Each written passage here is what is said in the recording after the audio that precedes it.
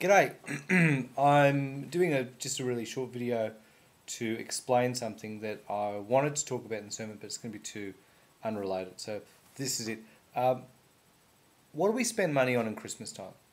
We spend money on presents. We spend money on food, a lot of food. We spend money on things like decorations and, you know, that's just not a lot of money gets given away. Some people do, some people don't. My family this year has decided we're not actually going to buy presents, like at all. What we're going to do is give our money to people like World Vision and Tier Fund and stuff like that. There's a reason for that. According to what I can find out, Australians last year spent nearly 40 billion Australian dollars on Christmas. Now that's including you know, gifts, that's food, that's decorations, that's, other stuff like ordinary food and stuff that they buy at Christmas time, but just not because it's Christmas, but because they need it anyway, which is cool. $40 billion. That is a lot of money.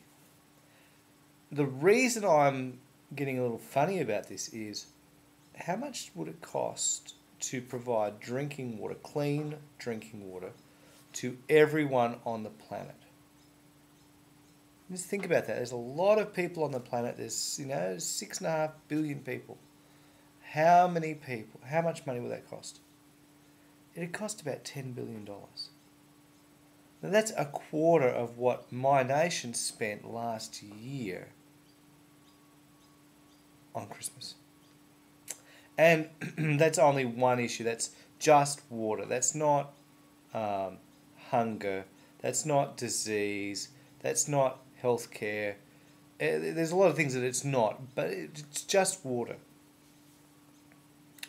So some of you might have seen that I shared a video on my Facebook page, and that got me thinking. I mean, we'd already been thinking about this anyway, and we already gave money away anyway, but we're not going to be doing gifts anymore because we've got plenty. We've got stacks. We've got, more than we could possibly imagine. And our kids have got toys and they've got DVDs and they've got CDs, and we buy stuff for them anyway.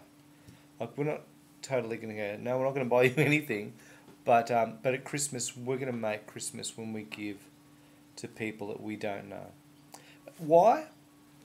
Well, God was so good to us, wasn't He? God gave to us so much. God, in His richness, became poor so that we could be rich. To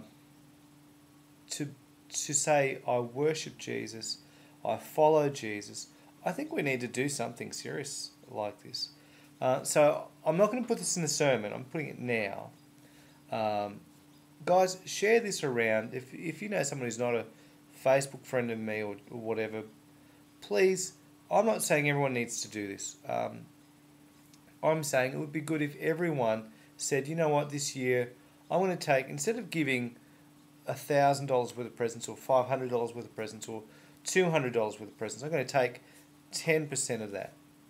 And I'm going to give that to a charity that does food or water for people who don't have it. Hopefully that will go a long way. And guys, if you're a Christian, then I'm going to say, maybe you don't have a whole lot of money. Maybe it's just, you got $50.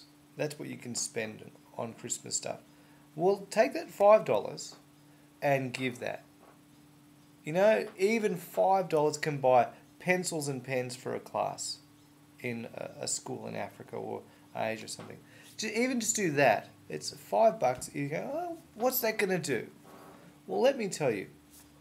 If 20 million people in Australia say, I'm going to give $5, that's $100 million.